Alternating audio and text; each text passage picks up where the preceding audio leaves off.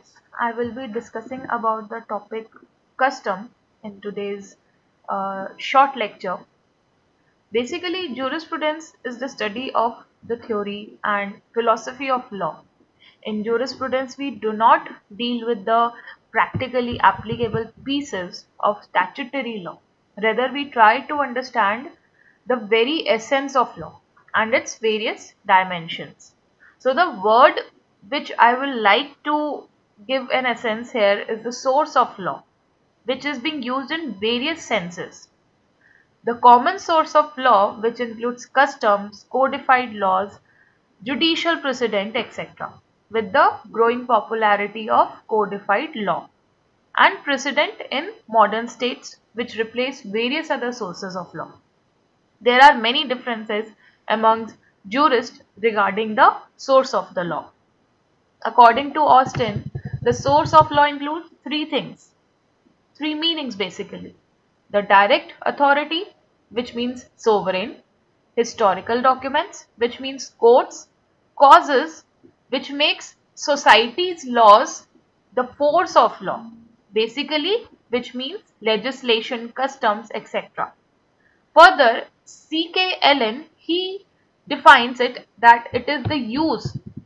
He uses it in the sense of agencies through which the rules of conduct acquire the character of the law by becoming fixed, uniform, and mandatory. Salmon, according to him, there are two main sources of law. First is formal source and second is material source. So, formal sources are those sources from which the law derived its force and its validity. It is the will of the state as manifested in statutes or decisions of the court.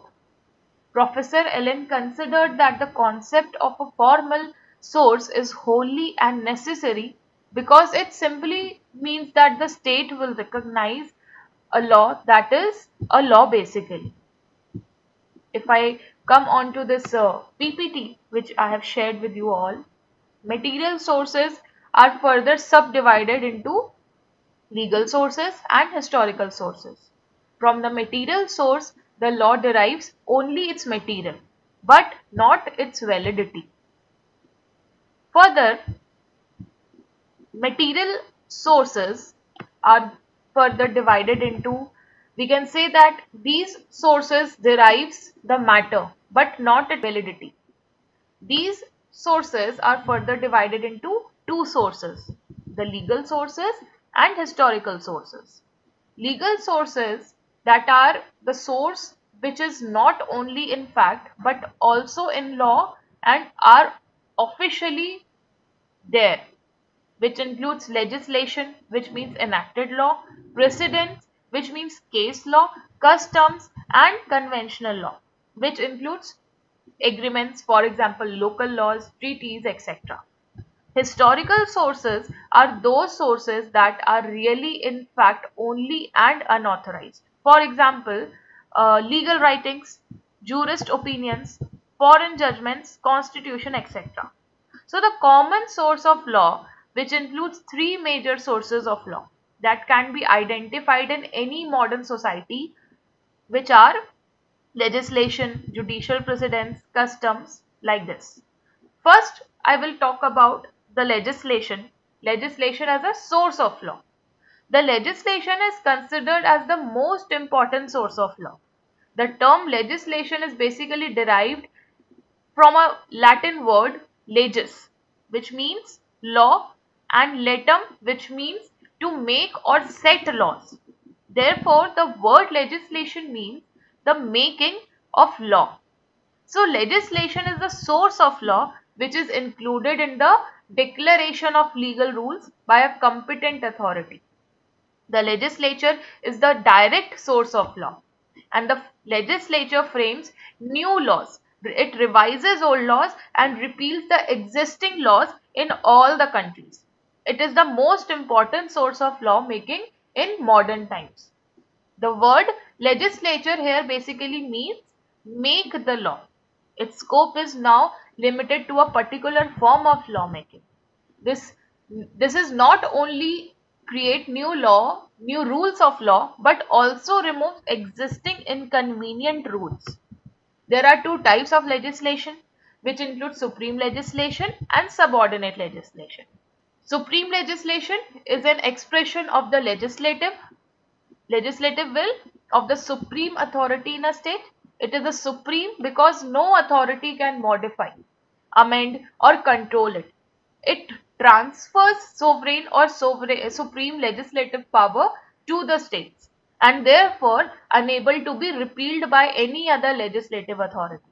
For example, acts of parliament and the ordinances and other laws made by the president and the governors. It is an example of supreme legislation. Whereas when we talk about the subordinate legislation, subordinate law is that which transfers any authority other than sovereign legislative power, and therefore it depends on some superior or supreme legislative authority for its existence and legitimacy. It comes from a subordinate legislature or any authority and is subject to the repeal or approval of a superior law. For example, it includes rules, regulations, bylaws, orders, directions, notifications, etc., which are being made by various authorities, municipalities, universities, government departments, supreme and high courts, etc. After this, types of subordinate legislation. There are 5 types of subordinate legislation, which includes colonial legislation, executive legislation, judicial legislation, municipal legislation, and autonomous legislation. This I will discuss in the later on videos, which I will surely share about it. Coming on to next source of law, which is judicial precedents. Judicial precedent is a very important source of law, but it's neither as modern as legislation nor as old as custom. Here precedent basically means the judgment or decision of the court cited as a right of implied legal principle. The doctrine of precedent is known as stare decisis, which means standing by judgment. It is based on the principle that like cases should be decided alike. Once a case has been decided by the judge, to apply the principle when similar facts arising in the future should also be decided by applying the same principle. This does not always have something like it does not always save the time and labor of judges, but also maintain certainty, predictability and uniformity in the application of law. Further, the types of judicial precedents, which includes original, declaratory, authoritative and persuasive, which I will discuss in the further lectures. Further, coming on to the Ketone's view about custom, or we can say the sources of law, it is being classified as binding source of law and persuasive source of law. Binding source of law, it basically includes legislation, judicial precedent and customary law. Persuasive sources, it includes 3 kinds: principle of equity, professional opinions and writing of jurists. Kinds of custom, it includes conventional custom and legal custom, where conventional custom is also called as usage, and conventional custom is legally binding not because of any legal authority independently possessed by it, but because it has been expressly or impliedly incorporated in a contract between the parties concerned. The development of customs essentially involves 3 stages. Firstly, it must be so well established as to have attained the notoriety of a usage. Second stage, a custom gets recognized through a judicial decision. And third stage of development, the conventional custom is finally accepted as a statutory law after its codification. Legal custom. Legal custom are those which are operative as binding rules of law, independent of any agreement between the parties. Legal customs are also divided into two kinds, local custom and general custom. Local custom is that which prevails in some defined locality, whereas general custom is operative throughout the realm. When the word custom is used, it refers to local custom.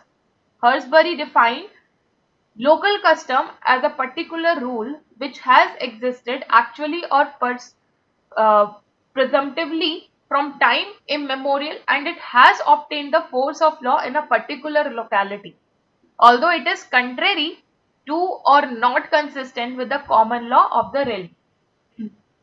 Second is general custom, which prevails throughout the realm and constitutes on of the common law of the country. A general custom is usually practiced by all the people living in the country, and it is prevalent throughout the land. So according to Keaton, a general custom must satisfy certain conditions. If it is to be a source of law, it must not only be reasonable but also should be followed and accepted as binding.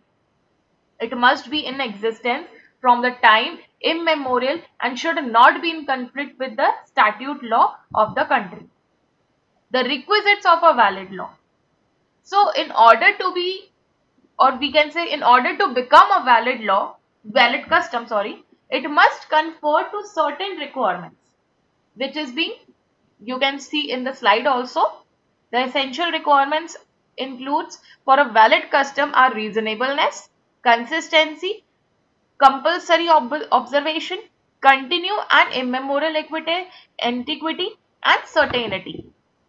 Theories regarding transformation of custom into law. There are two main theories in this regard, historical theory and analytical theory. Historical theory, the main exponent of historical school, namely Savigny, Puchta, Blackstone and Henry Maine, have suggested that law has its existence because of the common consciousness of the people, and customary law completely modify or repeal a statute. It may create a new law and substitute it from statutory rules which it has abolished. James Charter has also supported this historical view, and he says that what has governed the conduct of man from the beginning of time will continue to govern to the end of time. Human nature is not likely to undergo radical change, and law will forever continue to become as a custom. And secondly, analytical theory. Here the main exponent of the analytical theory of customary law was John Austin, who regarded custom as a historical material, or we can say historical material source. He pointed out that custom derives its binding force not from its own nature but by an act of the parliament, or its validity. It has been established by judicial decisions. Thus, a customary rule may become a legal rule either by recognition through a statute law or by a precedent.